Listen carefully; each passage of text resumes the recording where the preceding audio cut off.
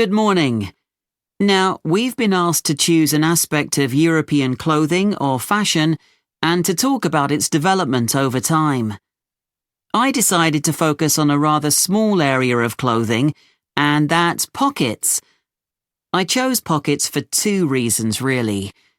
We all have them in jeans, jackets, coats, for example, and even though we often carry bags or briefcases as well, nothing is quite as convenient as being able to pop your phone or credit card into your pocket. Yet, I suspect that other than that, people don't really think about pockets too much, and they're rather overlooked as a fashion item. It's certainly very interesting to go back in time and see how pockets developed for men and women. In the 18th century, fashions were quite different from the way they are now, and pockets were too. If we think about male fashion first, that was the time when suits became popular. Trousers were knee-length only and referred to as breeches. The waistcoats were short and the jackets were long. But all three garments were lined with material and pockets were sewn into this cloth by whichever tailor the customer used. The wearer could then carry small objects such as pencils or coins on their person and reach them through a gap in the lining. Coat pockets became increasingly decorative on the outside for men who wanted to look stylish. But they were often larger but plainer if the wearer was someone with a profession who needed to carry medical instruments, a doctor or physician, for example.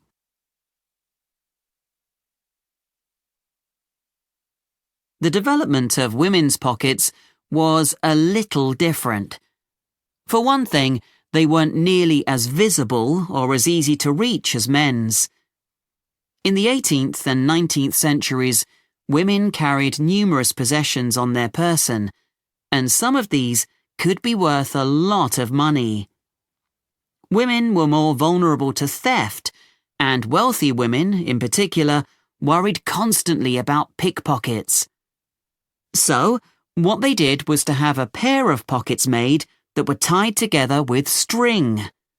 The pockets were made of fabric, which might be recycled cloth if the wearer had little money, or something more expensive, such as linen, sometimes featuring very delicate embroidery.